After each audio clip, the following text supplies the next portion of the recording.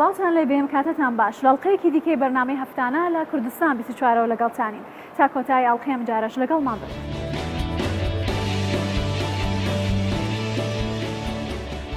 هاوڵاتیەکی ڕۆژهەڵاتی کوردستان بەڕاهێنان بە بەرد و بلۆک گەیشتۆتە ئاستێکی نێودەوڵەتی.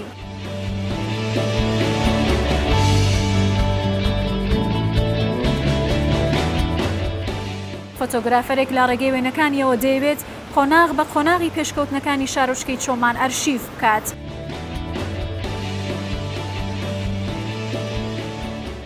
لە پارچەی فڕێدراوی ئاسنی ئۆتۆمبیل گەنجێک لە دەربەندیخان کاری ناوازە دروست دەکات. 39 ساڵ بەر لە ئێستا پیاوێک لە شاری هەولێر ماتۆڕێک دەکڕێت بۆ تێپەڕاندنی کاروبارەکانی ڕۆژانەی و لەو کاتەوە ئەو ماتۆڕە وەکو هاوڕێیەکە لەگەڵی و هەموو کارەکانی پێڕایی دەکات. ئێستاوەی کە جێگەی سەرنجە ئەوەیەک هەرچەندە و پیاوە سەفەری دووریشی بە ماتۆڕە کردووە بەڵام هێشتا وەکو خۆی ماوەتەوە و تێک نەچووە.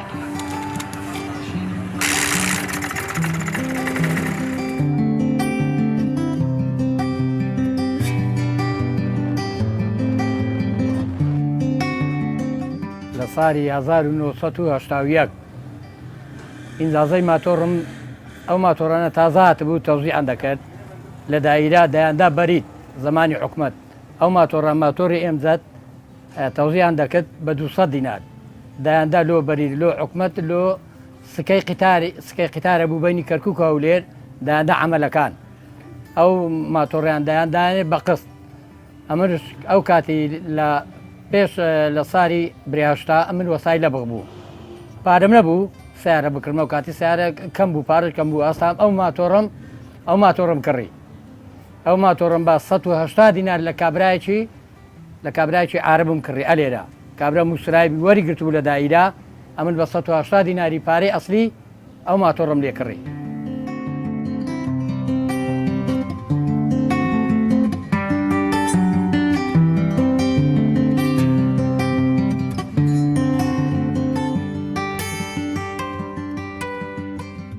ماتۆڕۆکی سیارە بوو لە فلکە ینی ئەمن و ئیستخبارات ڕاوەسا بوو دەی شعبی ڕاوەسا بوو هەموو ڕاوەسا بە هەر جەیەکدا بچوو باە ماتۆڕ پێ باە یەکسەر دەیانگۆ ئیجازەکەن یەکسەر هەستا مرسم کرد یەکسەر توم لە پاشە 2 مانگ 3 مانگی نەبێت ئینجازەکەم دەرینا ئەوە ئینجازەکەم بە بەلگا ئەوە ئینجازەکەم ئەوە تا ساری 1970 حەفدەی 6 لە 1970 ئەو ئیجازەم دەرینا لەگەر ئەو ماتۆڕە.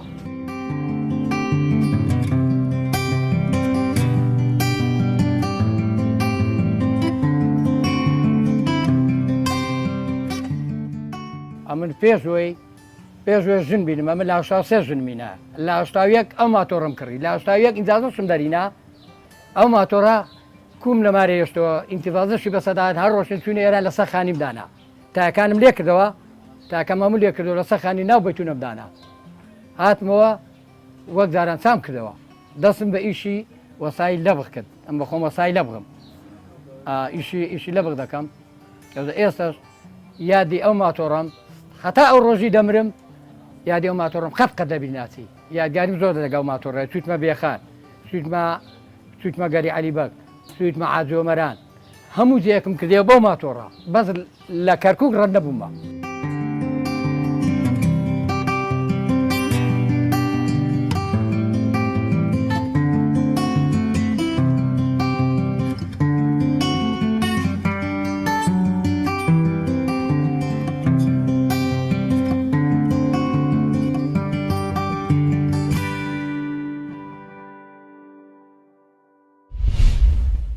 گەنجێکی تەمەن 29 ساڵ لە شاری دهۆک کە خاوەن پێداویستی تایبەتە بیری لەوە کردوتەوە کە ئامێرێک دروست بکات بۆ هاوکاریکردنی ئەو کەسانەی کە ناتوان کاروباری ڕۆژانەیان جێبەجێ بکەن و لە ناو جێگادا بەهۆی نەخۆشیەوە کەوتون. بەهۆی ئەم بیرۆکەوە ئەم گەنجە لە وڵاتی ئەڵمانیا خەڵاتکراوە وەکو هەڵوێستێکی مرۆڤ دۆستانە و کارێکی ئینسانی لە قەڵەم دراوە. ئەو ئامێرەی کە دروستی کردووە وەکو ڕۆبۆتێکی جێگیر کار دەکات ئاسانکاری دەکات بۆ هێنانە پێشەوەی پێداویستیەکان بۆ کەسانێک کە خاوەن پێداویستی تایبەتن.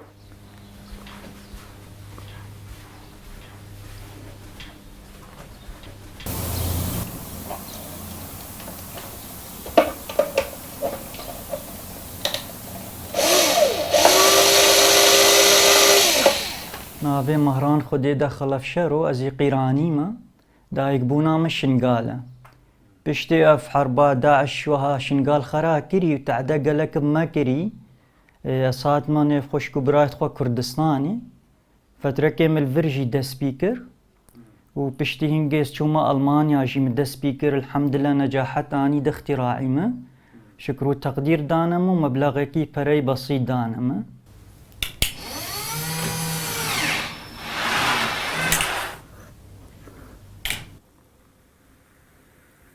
ما ئەف چێکریە جیهازە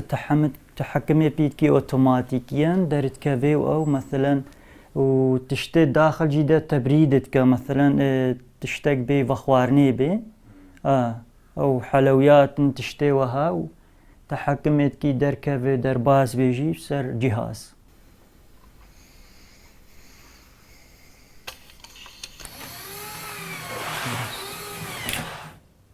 ئەف لە ترەک ئاڤە بردمەوی جیهازی ماتۆرێ شغڵێ ئەو ماتۆرێ کە هەرەبێ وەلدینێش بێ ئۆرکێرە یعنی سەر لە ترەکا وێ شغڵی بێ کە هەربام وە لە دوعام سەر وێ لە ترای ئاوێ وێ شغڵێ ئۆرک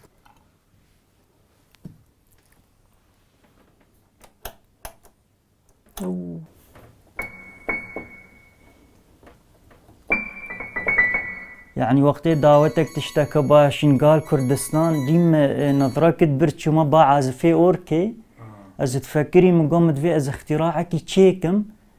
انه خلاص بيش واير سيار ومثلا كهرباء عام شو مولد شو هر بردوام بداوتاوي اف حلمك شيء مبو والحمد لله افرو بجهات من تحقيق من جهازك تشيكر السر لترك اف الشغل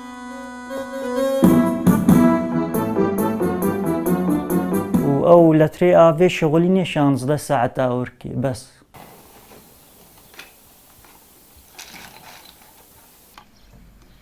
داخوازي شاد هاتا كيرن شنا قيشكي كردستان خوشكو برايد ماجي والألمانيا جو تشتكي تشيكي متعلق ب تشتكي نسائي مثلا في مقابلة أسفاكري منوعكي شنطة شركة تشيركا وجي شغلكي مضبوطة ماني شنطة من اشراك السر دستي خو تشيكر و ثريفيت و اوتوماتيك متشيكر جيرا تحملت ك 24 ساعتان شراوي هلبي قرم نابي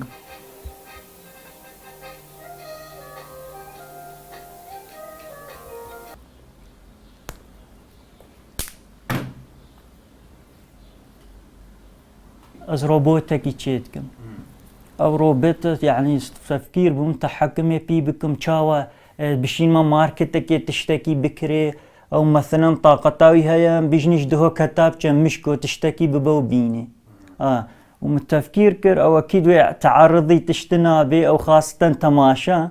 بس وي دفاعك وي خاص شكر وكم بيجم شكلك قانوني اكيك تعرضي وي بي داقازيك تشتوي با ويجي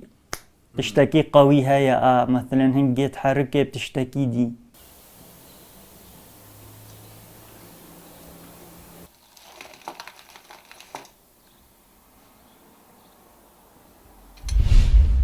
گەنجێکی شارۆچکەی دەربەندیخان لە کەرەستەی جیاواز و فرێدرا و کاری دەستی ناوازە دروست دەکات هەروەها و کەسانی کە زۆربەی چەقۆکانی لێ دەکڕن گۆشتفرۆشەکانن ئەو بۆ هۆیەوە توانیوێتی جێگەی خۆی لە دڵی خەڵکەکە بکاتەوە و بتوانێت برۆ بەکارەکانی بدات و بژێوی ژیانی خۆشی پێپەیدا بکات.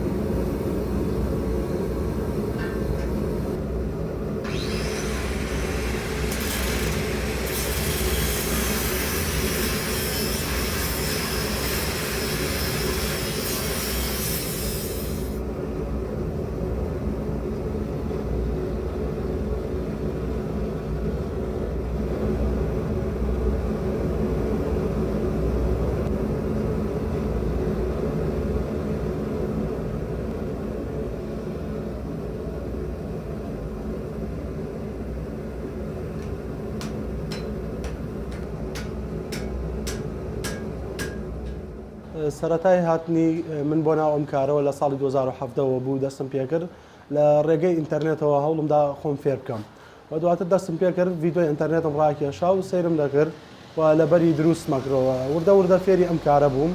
ئەم کارەی ئەمە پێکاتۆ لە دروستکردنی چاقۆ بە شێوەی کە خواستی لەسەر و داوامان لێەکەن. ئێمە بۆ دەمی چاقۆکان بۆڵبرینی سیارە بەکارێن کە شێوەیەکی شتێکی تایبەتە و نوعێکی بۆڵبرینە کە خۆمان بەکاری هێنین.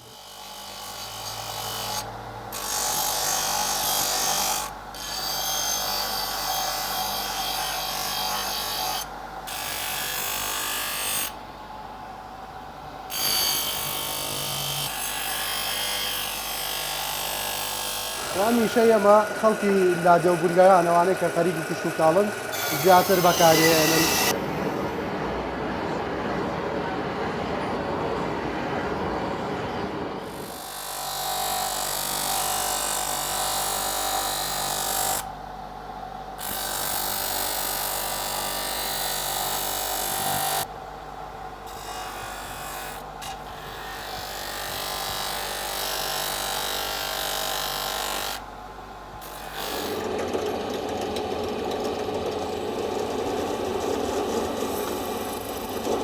ئەم چاقوانەیە ئێمە دروستەکەین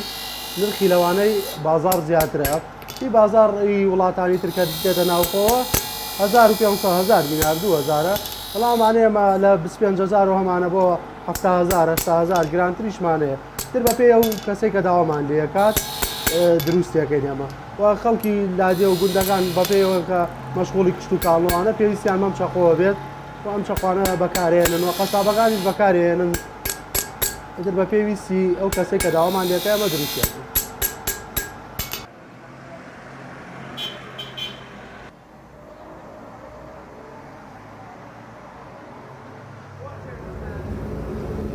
من هەرچەندە ئیشەکەم ناڕەحەتە بەڵام هەر زیاتر خۆشمەوە و ئەمە زیاتر پەرەی پێ بدەم و بەردەوام بم لەسەری.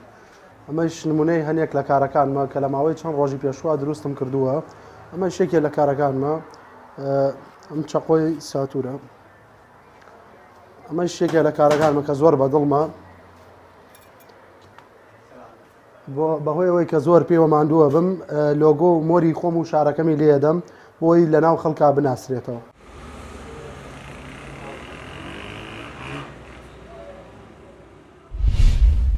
هاوڵاتێکی شاری ورمەی ڕۆژهەڵاتی کوردستان پاڵەوانی ماراسۆنی ئێرانەوە بەشداری لە چەندین پاڵەوانەتی جیهانیشدا کردووە، بەڵام بەهۆی باری خراپی ئابووریەوە نەیتوانیوە بەشداری لە ڕاهێنانەکانی بکات و بەردەوام بێت. ئەو ئێستا یاری بە بەرد و بلۆک و هەر شتێک دەکات کە لە بەردەستی دابێت و دەڵێ بەداخەوە لەبەر هەژاری نەمتوانیوە لە ڕاهێنانەکان بەردەوام بم و بە سەرکەوتنەکانم بگەم.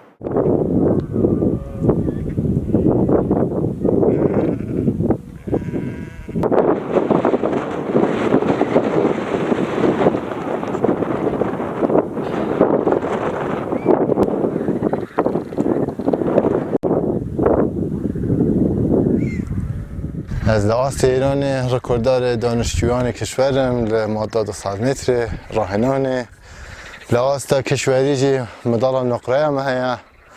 انشالله هیدی آماده بوم مسابقه آسیایی بو انتخابات ملی داخل سال مقامات 4 بین المللی می دست خوینا.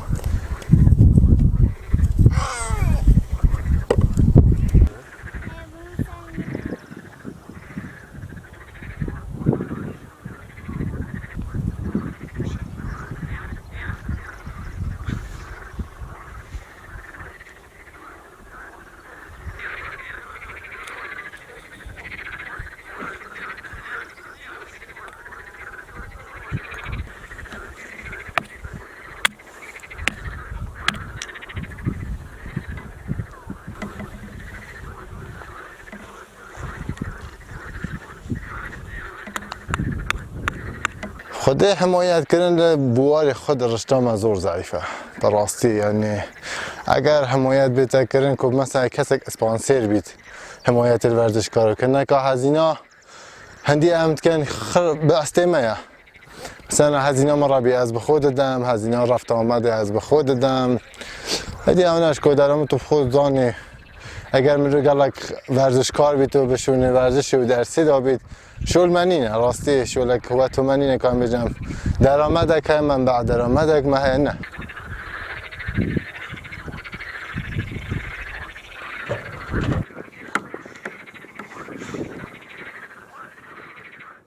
تو زان طبیعت یعنی الهام بخش و آرام بخش زمانه که تو نا طبیعت دای دل استرس دوری دل مشغله زندگی دوری و تو فکوست که سر هدفا خوی وقتی تو ببینی روحیه اکتهایت تو ناو نبود امکانات ولی بهترین اکسیژنا دنیا اجتنا صحیت ناریت پس قطعا جیه که و خوشتر منینه چون بحشته لیره قطعا بحشته اجا حالا اگر امین امکانات دادن ایره تو ببینی زانه چند مفاوض بومه انا اخر حکم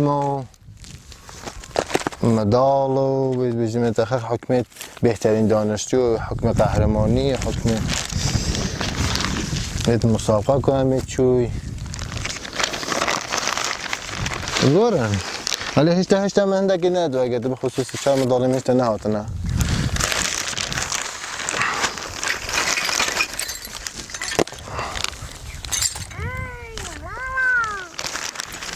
اول یک بو مدال زیر یا دانشجویان کشوره اوش مدالا قهرمانی شیرازیه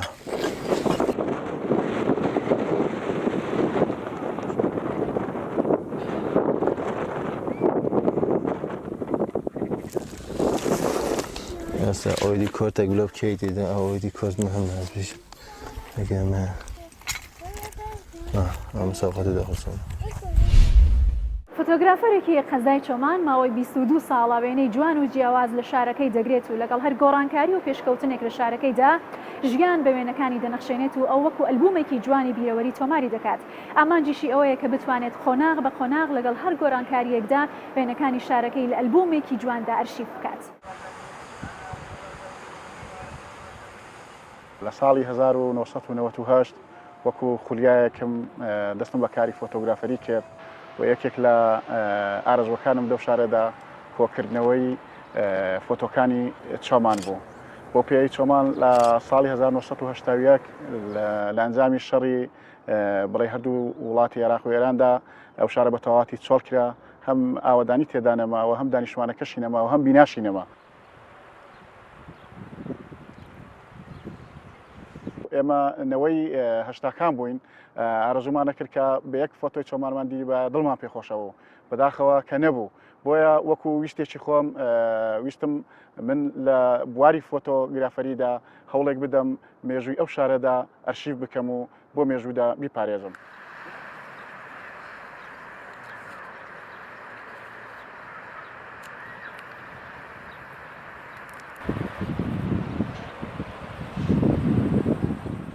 یەکێک لە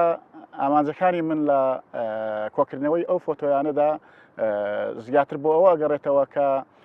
بمانەوێت کە لە ئایندەدا ئەو نێوانی کە دروستە بن بزان شار بە چ قۆناغی دارەدووە فۆتۆکانی میش تقریباً لە سێ چوار بواردا خۆی ئەگرێتەوە یەکێک گەڕەکەکانی شارە شار بەگشتیە و ئەو گۆڕانکاریانە و دیمۆگرافیانێک کە لە سنتەری شارڕوویدایە هەمومان ئەرشیف کردوونە بۆ ماوەی 22 ساڵە بێ و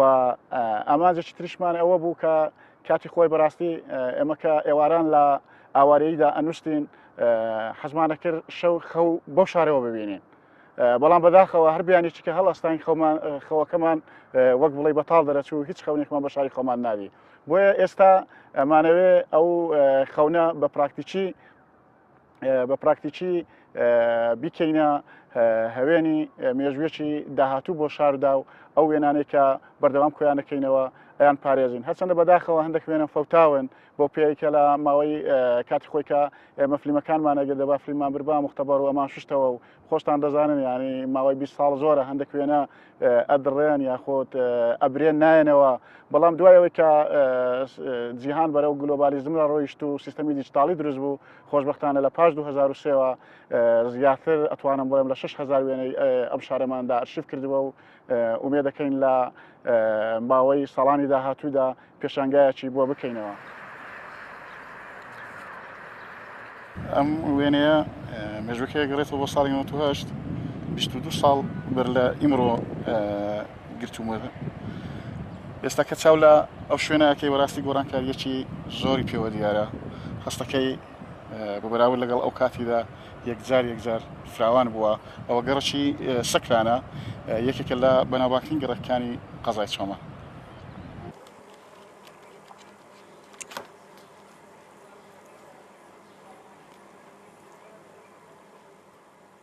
چۆمان ئیمساڵ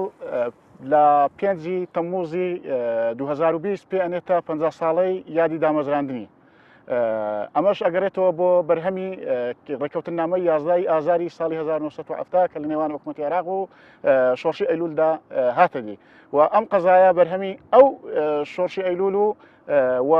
ڕێکەوتنامەی 11 ئازارە. بۆیە ئێمە لەو یادەدا لە 5 تەمموزدا شتێکی جوان بۆ ئەو شارە بکەین. من وەکو شخص ناتوانم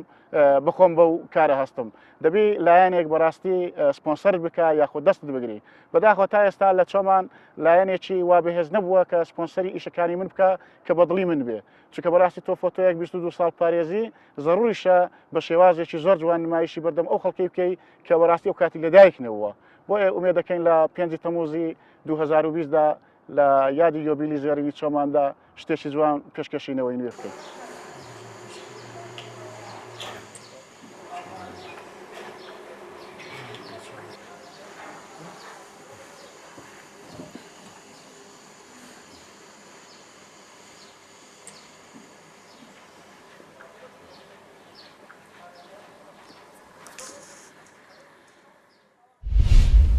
هاتینە کۆتایی ئەڵقەیەم جارەی بەرنامەی هەفتانە تا پێگەیشتنەوەیەکی تر هەر شاد و بەختەوەر بن.